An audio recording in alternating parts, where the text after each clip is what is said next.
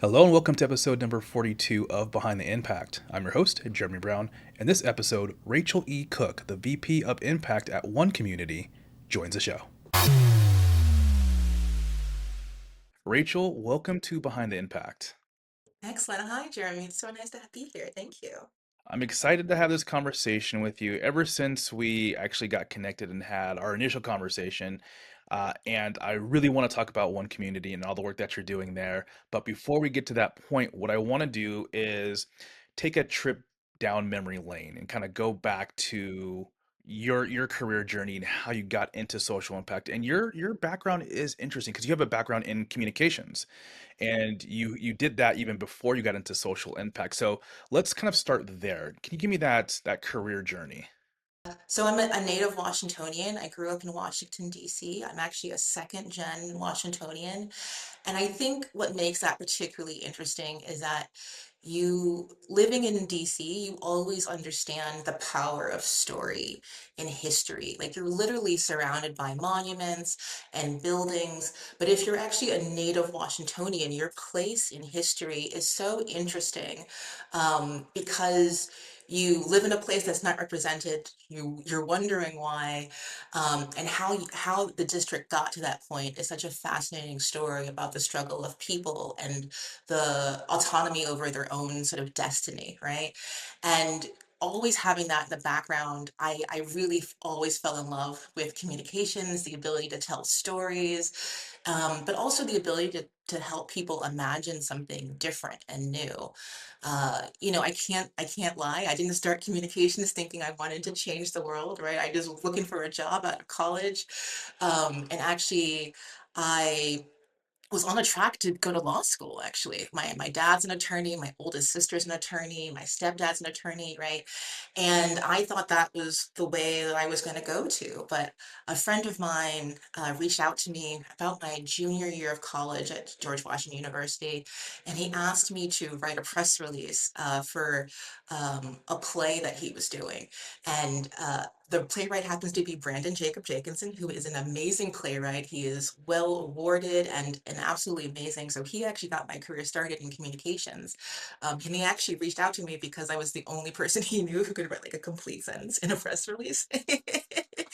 And so that really was the beginning of my communications journey. I switched majors at GW. I actually did a minor in communications and a major in sociology, really understanding people and how we got to be where we are. And then worked at an amazing agency called Golan, working on McDonald's as my first client. And I have so many stories of working on that account, just having a global brand experience, right? As one of my first real gigs out of college, and which was exceptional, working on All American basketball and product launches. But at the end of the day, I realized what I wanted to do was actually really use my communication skills for good, right? Having sort of been in the agency world, honing all those skills, learning how to write a press release, messaging, etc. How do I use that skill set for something that was really important to me? And I joined an amazing nonprofit organization called Advocates for Youth. They've been around since 1980. They work on adolescent sexual health issues, so sex ed, condom access, LGBTQ rights domestically and internationally.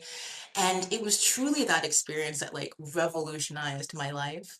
Shout out to Deborah Hauser, who is the ED Advocates for Youth, because she taught me like this really like simple but beautiful model, right? In order to create long-lasting social change, she envisioned it as a three-legged stool, right?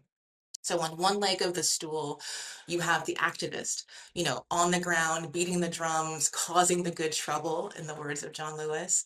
Then you have the legislators, right? The people who can actually put policy in action and make it law. But then you have this culture piece, right?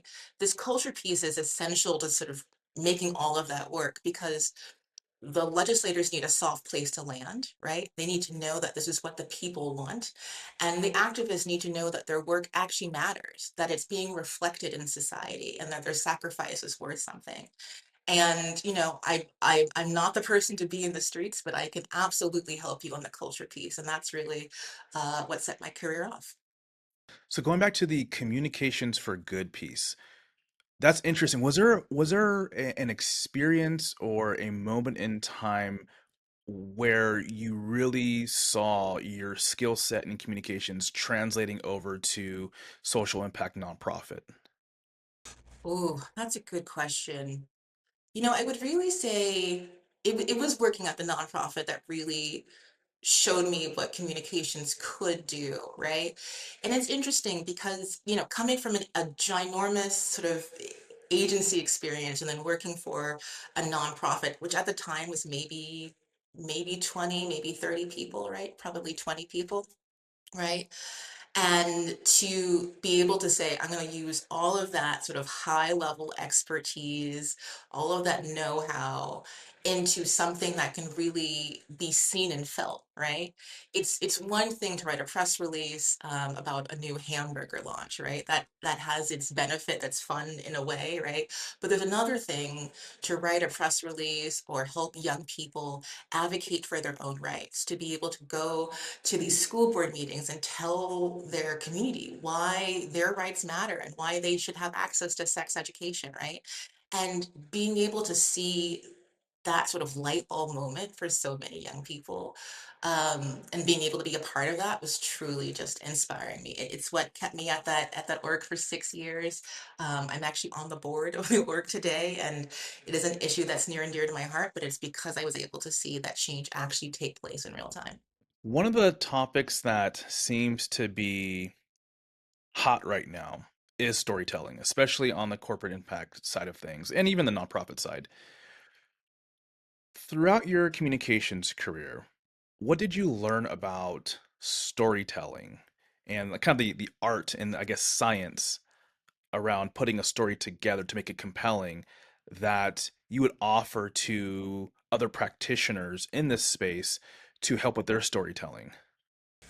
Yeah. Corporate storytelling is definitely in an odd place right now, right? We've seen the clawback of DE&I policies, and commitments, right? And that has definitely been disheartening, right? If anyone is in this space, it's definitely feels like a gut punch and sometimes feels like the rug was pulled out from under you, right? But I think what is definite is that Gen Z, young people behind us, right? They are hungry for brands that mean something, right? When you have a brand that is, it could be anyone in, let's say, a jean category, for example, and you're going to make certain decisions um, that show your customers who you are. I think customers are going to respond in kind, right? Young people are looking for brands that care about the environment, that care about their friends and neighbors, that are trying to do more than just meet a corporate profit, right? And that sort of storytelling, I don't think will ever go away because that's what the customers are going to demand, especially as Gen Z becomes more into their buying power. Right. But I think what the true gift of what a corporation can do for storytelling is really help shape not what this current world looks like, but what our next world can look like, right? How can a corporation help us envision what something looks like 5, 10, 20 years down the line?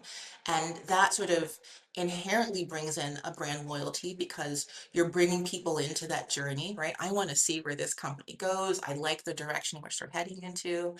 And I think that can be a true gift for people who are in this space and doing communications on a corporate level, right? Is how do you help your customers envision how you help them in the future, not just today, but like for always, right? And I think that's an amazing opportunity for growth for a lot of people. And getting back to your career journey, so you were at the nonprofit, then you went to, I believe, Khan Academy, and then eventually you made your way to One Community. How did that opportunity come about to join One Community? Truthfully, this is the funniest story. I actually don't know who sent me that job listing, and if you're listening, please show up, tell me. Thank you so much. But I left DC because at a certain point in communications, you end up doing healthcare or government, communications, and I didn't want to really do either. And I went to California to explore sort of new opportunities. Um, but the thing that always stuck with me through working at Khan Academy, and then I did a short stint at Sheryl Sandberg's Family Foundation as well, is the power of story to really create social good, to really push a different angle. And again, I credit that work a lot to Advocates for Youth. And when I was thinking about what my next role could be, in the back of my mind, I was always like, well, wouldn't it be good to work for something that could do this at scale, right? And that is, I think, a very exciting opportunity, which is why I joined 1Community, right? There isn't a bigger lever of social change than TV and film, which I think, right? You are either, whether you're in a theater or whether you're watching it at home, you are captivated by what you see on screen and the characters and their lives, and you are sort of this idea of sort of narrative transportation, right, where you can sort of see yourself and empathize with those people. And I had my first interview with Scott Budnick, who was quite the character, and he was, told me what he was trying to do here at 1Community, and the team that he was building, and I was just blown away by someone who was so dedicated to using their power for good and doing it in a very fun way. So let's actually get into 1Community for the folks out there who are listening that may not have heard of 1Community. You kind of hinted at it already, but what is 1Community? Yeah, 1Community, we're a TV and film co-finance and production company. We're based in Los Angeles. All of our projects on the TV and film side are connected to a social justice issue. You might know us from films like Just Mercy with Michael B. Jordan and Jamie Foxx. We did the Aretha Franklin biopic with Jennifer Hudson. We did two plays on Broadway, which were Tony nominated. A film called Winner, which is on Hulu, starring Zach Galifianakis and Connie Britton, and Nona, so it just came out in May, which is pretty much our crown jewel right now.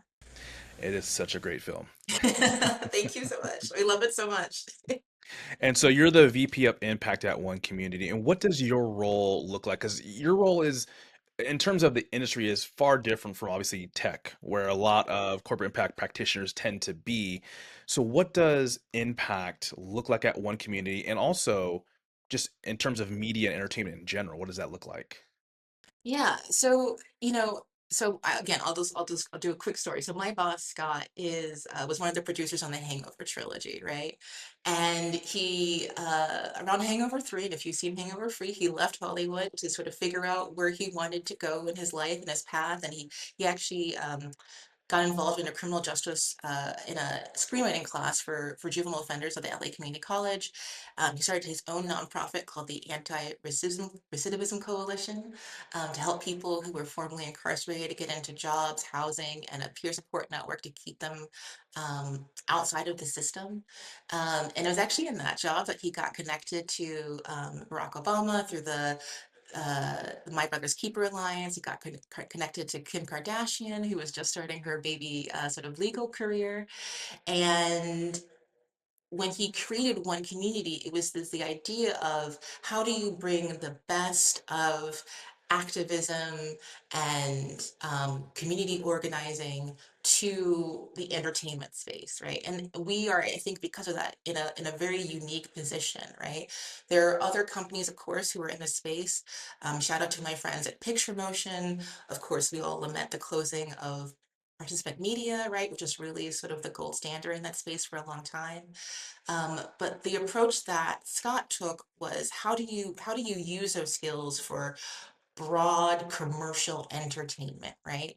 We're not looking to do a PSA. We're not doing that special, special on the Brady Bunch, right? These are meant to be highly commercial projects that put butts in seats, and just so happens that we have an impact message into it. And my job as the VP of Impact here is to really tease that out for audiences, to make it interesting and fun and compelling so it doesn't feel like homework, it doesn't feel like another thing that they have to do to check off, right? It feels something that they are compelled to do. And so you get to do that when you work with large commercial projects, and it's such a fun job. I'm not gonna lie, it's an amazing job. It sounds like it. I'm kind of jealous.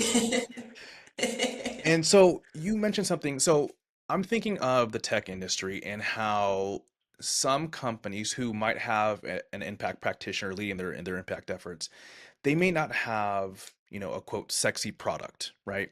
Or a product that has a clear way of impacting the world, but they're still trying to do something. And you mentioned storytelling in the film industry and having that impact message kind of and teasing it out. I'm wondering if there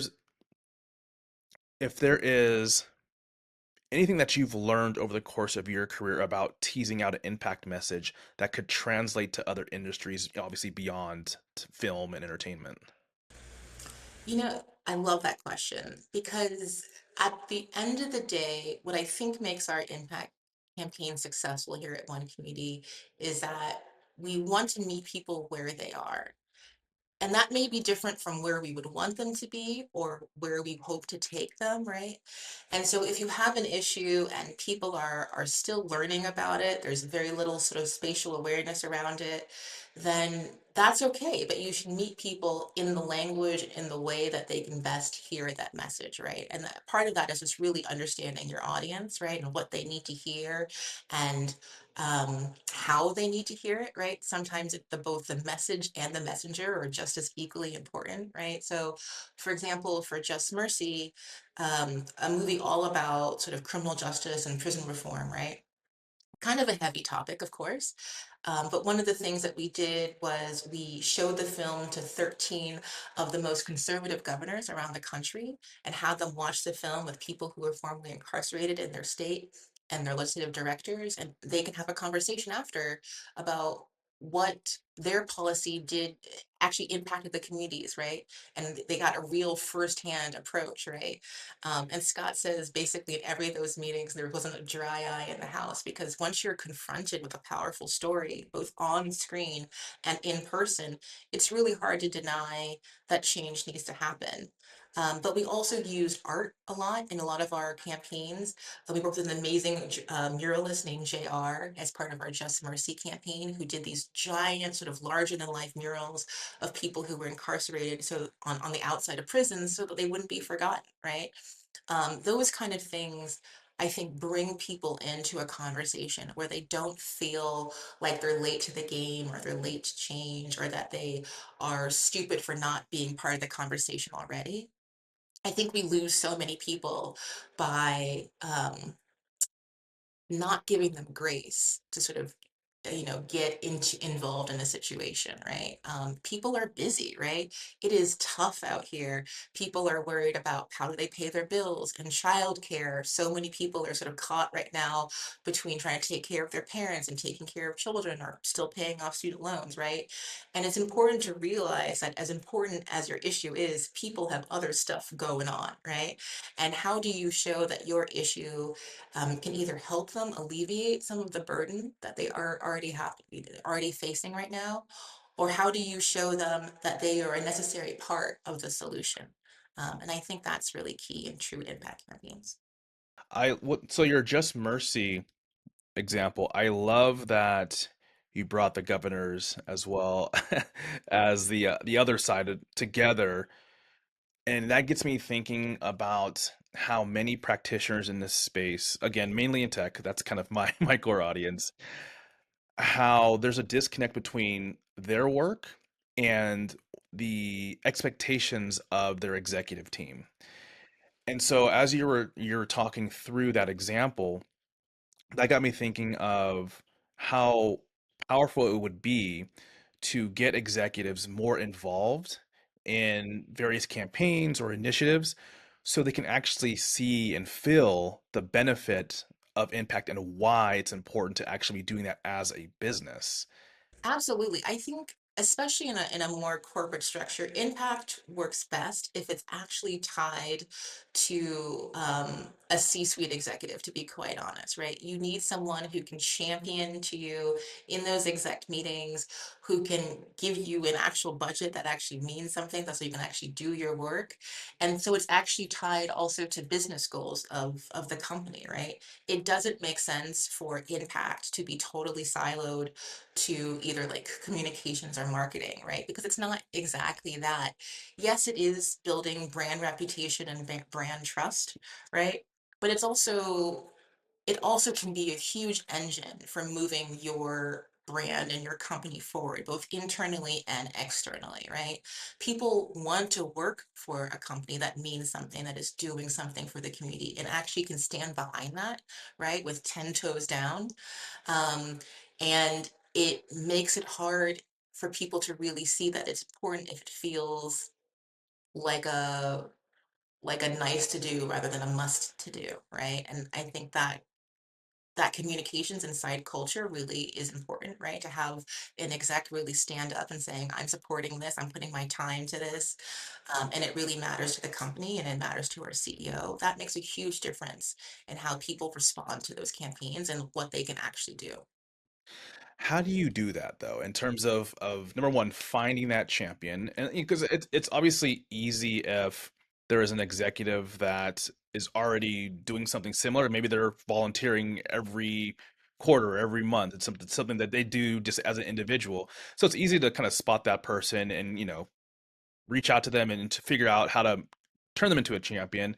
But if you don't know if an executive or an executive team is even interested in impact work, but you still need to find that champion in order to kind of maintain your initiatives and your programs. How do you A, find that champion, and B, kind of get them on your team? Man, that is so tricky. I'm not gonna lie. One of the things that I remember that we did at Khan Academy, right, a pure tech company in all of its terms, right, is that we often piloted ideas, right? So it could be a small team about of 3 or 4 people, right? The coalition of the willing. And you sort of bring people together, like, we're gonna pilot this idea. You might ask for a nominal, a little bit of a budget, right? To see if you can actually make it work. And then you have to sort of have the guts or the ability to sort of push it up to leadership, right? So you start off with your manager, like, hey, I want to pilot this idea. Can I try it? It will have XYZ impact and it will meet ABC business goals, right? Attaching it to an actual business goal and an actual priority of what the company wants to do that year or in the next 5 years is extremely important, right? It can't look superfluous. It has to be purposeful and meaningful to the company and the business, right? And then once you have that pilot, collect as much data as you can around what worked, what didn't work, who did you reach, get as much qualitative and quantitative data as you can so that when you present your pilot, it is more than just this was a fun thing that we did and the community liked it, right? If you're able to show we did this thing and now that help us make, XYZ lead businesses, right? Or it help us connect to XYZ, who's going to help us with ABC, right? Be able to always show what it did beyond just that it was a fun thing to do, right? Which I think impact work sort of gets boiled down to sometimes, right? Um, and then be able to sort of bring your manager on to help you champion to that next level of leadership and keep going up and up and up. The best way that this works is if there is a clear path for any employee to sort of talk to someone in the C-suite, right? It may not be the CEO, but if you can talk to the CMO or the CFO or anyone else, right? If there's a way for you to get there, find that way. Not only do I think it shows that, because not only do I think that it shows that you really care about this thing, right? But it also shows amazing leadership. It is an amazing opportunity to show up to the executive and C-suite and say that I'm willing to take on more work. I am a company-minded person, and I know that this will benefit the company in the long run. That is a huge thing that will sort of differentiate you from the rest of your peers as well. Absolutely. That is a very keen observation, right? Where it is a leadership opportunity, especially if your company doesn't have or has never had any type of kind of impact arm or program, and you're raising your hand saying that you want to build something. that is definitely an opportunity to differentiate yourself from employees. Yeah, I think, companies want leaders. They want people who are invested in the company and not just people who want to clock in and clock out every day. Will it be more work on your plate? It sure will. But I think if you want to, take a real gamble and invest in yourself in that way, I think it can really pay off. And so that's how I would encourage anyone to sort of go through that corporate ladder is to really position it as a growth opportunity for yourself as an employee, but also as an amazing opportunity for the company to grow as well. Yeah, and especially if you're able to impact some of the business objectives too. Employee engagement, employee, retention, talent attraction, all the other kind of areas in which this type of work can actually impact. And if you're able to move the needle, I mean, that just makes you more valuable as an employee. It's huge, right? And if you can make them think that it was their idea all along, like even better, right? So there's definitely a lot of ways to win, especially in the impact space. I don't necessarily think it's going to be fast or easy, but it's definitely possible. How do you think about your initiatives and how they connect back to the business objectives of one community? Yeah. So I'm really lucky at 1Community where we have an amazing board of investors who both care about this company making money, right? We are a for-profit company. We want to actually show the industry that you can make money and do these movies at the same time, right? They don't have to be separate. Um, and we have, they're also investors who really want to do good in the world, right? So they have been so gracious in giving us such a great sort of like lead time and sort of growing this business and really showing our proof of our impact work, right? So we're lucky that we don't have that sort of pressure. But at the end of the day, this is a company that still needs to make money, and the impact work still has to be able to bring something to the table, right? And so when we think about impact, I think about, is it reaching our audience? Are they coming back to us? Can we show a distributor that, hey, working with us will give you X% of an audience, right? And that's something that I think people are especially looking here in the industry, right? Is like, can this project bring an audience? Will it either put butts in seats in a theater or will it bring eyeballs to a streamer? And our impact campaigns do that because we are building loyal and engaged fans of our work, right? They know that what we're going to do is going to be quality. They know that it's going to make a difference. They know that they're going to enjoy working with us as part of our impact campaign, right? And that really is something that we can bring to the table as our company as well. And then it is often an amazing value add for a lot of talent in the industry, right? There are a lot of actors and writers and producers that want their work to mean something, right?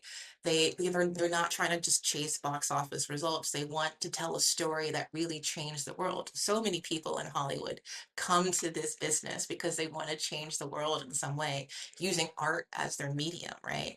And I think we're really showing that 1Community is a home and a good friend to those partners who have these stories that they want to tell that they have usually been holding up inside for a while, and they finally find a place for it. And it's just it's so amazing to see the relief and the light bulbs go off in people's heads when we meet them and talk about the impact work what we do here, because it finally feels that they find like a real home for their work, so we love that.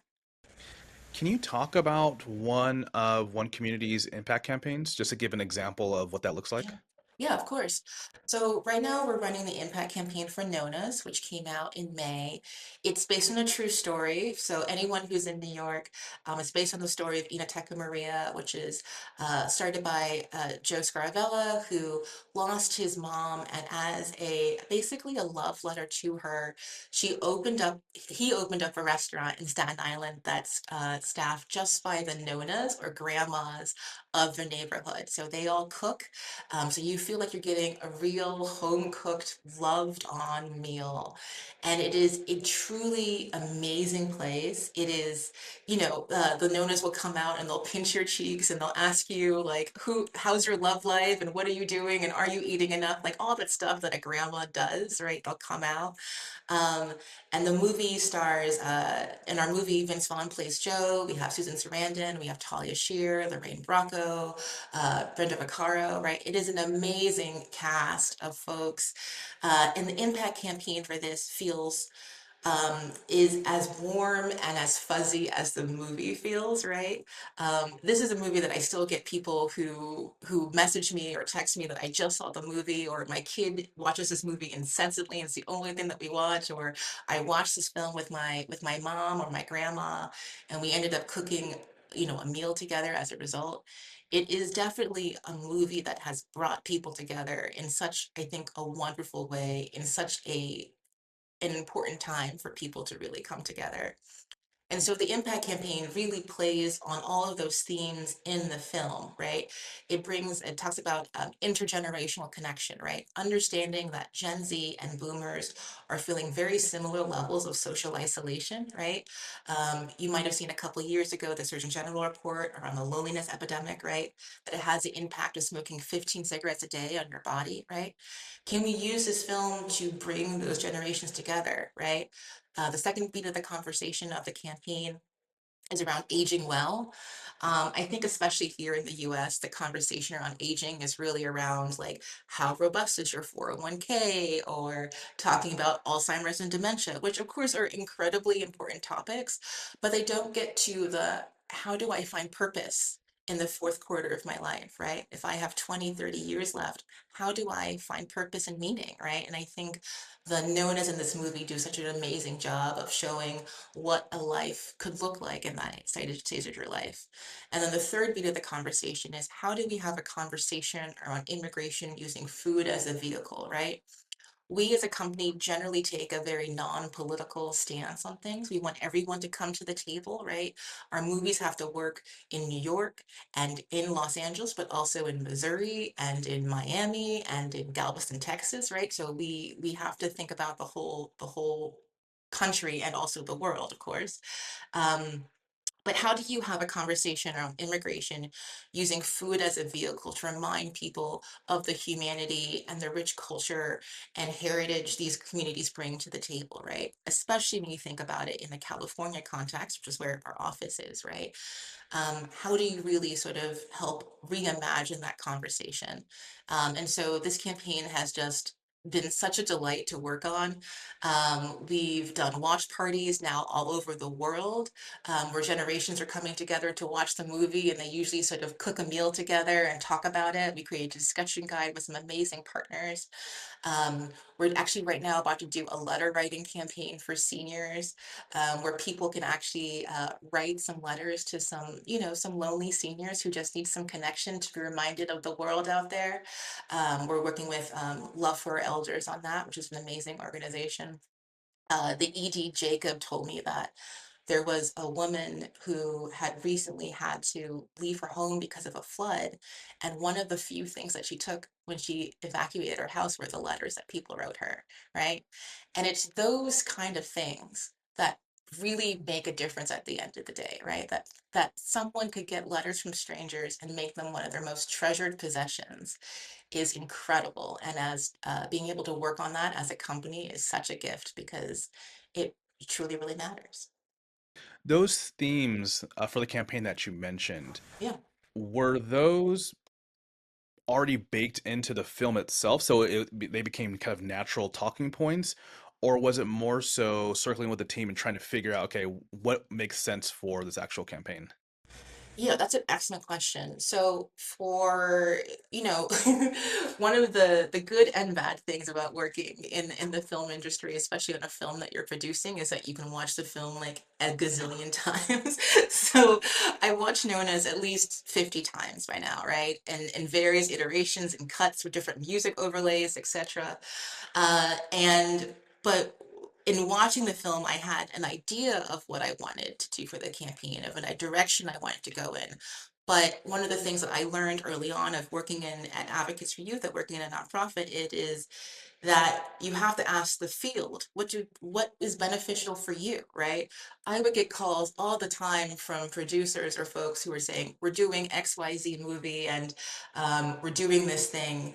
can you as a small nonprofit, bring your 100,000 followers to it and make sure this theater is just filled or whatever, right?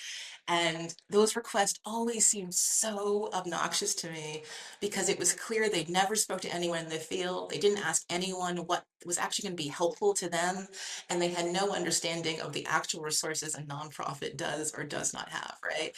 And so one of the first things that we did for this campaign is we brought together a roundtable of nonprofit groups around who are all in this space, right? Either they're in aging, they're in grief, they're in immigration, and we brought them together at a table to help us brainstorm what the campaign should be, right? What would be helpful to them? What's happening in this field? Is there research coming out that we need to support?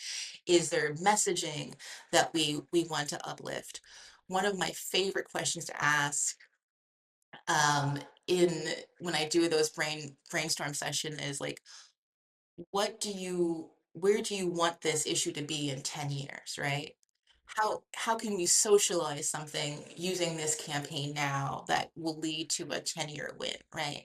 And I think the partners love to think about that, right? Because, so often nonprofit folks were sort of in the trenches, right? We're trying to just get from day to day to day, right? Trying to just get to the next budget, get to the next bill, get to the next whatever, right? But could give them the freedom to imagine, okay, say that you win in 10 years, what does this look like, right? Is such a fun exercise to sort of see their faces light up and to see their imagination really turn. And that is, I think, also the power of TV and film, right? It just gives people the freedom to imagine in a way that we don't really get to do in our everyday life. Okay, so we talked a little bit about your career. We talked about your work at One Community. And so let's switch gears a little bit and zoom out and look at the entire kind of corporate impact landscape. There's obviously been quite a few layoffs in this sector. I feel like there's a lot going on. You mentioned the DEI thing a second ago as well. From your point of view, where do you think corporate impact will be in the next, call it 5, 7 years? Ooh, that's a great question. I honestly do believe there's a huge role for corporate impact work. And I think because what we're seeing right now is a gross overcorrection of the marketplace, right? We have in the attempt to be more moderate, to be maybe a little bit more under the radar, to sort of adjust to the current political climate, right? I think many businesses have shifted too far over. And I know that they know that, right? Because the reason why we were moving in this direction already is because workplaces were changing, right? Workplaces are becoming more diverse. They are becoming younger. They are becoming more global, right? Those things didn't change in the last 2 years, right? What also didn't change is the hunger for consumers to have products that they actually believe are doing good and are making a difference in their lives of their family and people who they love, right? That hasn't changed either, right? And what also hasn't changed is the role of corporations in civic society, right? These are giant corporations that work across the globe, right? That have huge impact on policy, on environmental, um, on workplace discrimination, on everything, right? And that hasn't changed, right? And so I do think that corporations will realize that they do have both an amazing gift and sort of the burden of being good civic stewards, right? And there is going to be, I think, a hopefully a readjustment of what that looks like, right? So that for those of us who are sort of waiting for that shift to happen again, right? It means, still doing the work, still putting up the good fight. Pick your battles carefully and wisely. Remember the end game and not just sort of the little skirmishes that you have in front of you, right? Because at the end of the day, things will turn back. I think, in our direction. And that means that we need expertly qualified people who understand storytelling, that understand narrative change work, that understand um, both internal communications and external communications. And all of those things will have to work together in coordination. So there is still huge opportunity for it. I don't believe all is lost. We're just in a little bit of a dark period right now. 100% agree with you. If somebody came to you, getting back on the storytelling front really quick, if someone came to you and asked, Rachel, look, I want to get better at storytelling. It's a missing component from our impact work. And I know that if we can tell better stories, both externally and internally, our work as practitioners at this company, company XYZ, will be elevated. What can I do to get better at storytelling? Ooh, that is an amazing question, Jeremy. To be better at storytelling, I say this to myself, knowing that I don't do this as much as I would want to, is that you should write. Just write. And try to write as a normal person as you can, right? Try to take out all the corporate speech and the buzzwords and whatever else might be sort of tied to your work, and just write like a normal person, right? How would you explain your issue to someone if you're sitting across from them at Thanksgiving, right? Or at a cookout or a barbecue, right? If you were just running into an old friend and you were trying to explain what you do, how would you say that, right? I think one of the things that we have learned from this time is that so much of our communications and our language got over people's head, right? It didn't connect emotionally with people. It sounded too rehearsed or messaged, right? And to be very clear, I'm not talking about dumbing something down or to play to the lowest common denominator. But there is a real gift about being able to communicate something to people in a way that they really can hear and understand. And that is often very different than how we are trained to talk to people as communications professionals, right? We're trained to use the big words and to sort of hide things and to obfuscate things, right? But audiences are smart. Audiences are so smart right now. That's definitely something that I think Hollywood has learned right now, is that audiences are smarter. They don't need to be spoon-fed something, and they actually are okay with content that can be challenging, right? And I think you just have to be able to trust your customers to know what you're doing, right? One of the lessons I learned actually from McDonald's was this idea of a trust bank, right? That McDonald's really wanted to invest in the communities that they served, because they knew at the end, sort of bank some things in their trust bank, because they knew at the end of the day something would happen, right? And in McDonald's land, something was always happening, right? But they knew that if they were able to bank trust and actually establish goodwill in the communities, that hopefully if they ever needed to draw down on that trust bank, that it would be there for them. And I think so many corporations could benefit from a very similar model, right? How do we make deposits in the trust bank and really bring our customers along with us, so that if we're ever faced with a crisis, if we're ever faced with a challenging time, they are going to be more compelled to stick with us. And that is a huge learning, I think, for a lot of people as well.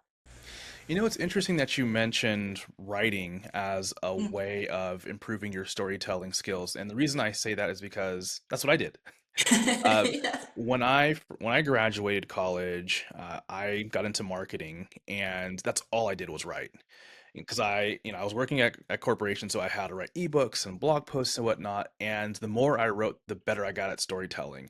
And the way I got better at storytelling was kind of literally what you said about getting rid of the corporate speak and writing as if you're just a normal person talking and explaining something to somebody. That has been super beneficial for my career.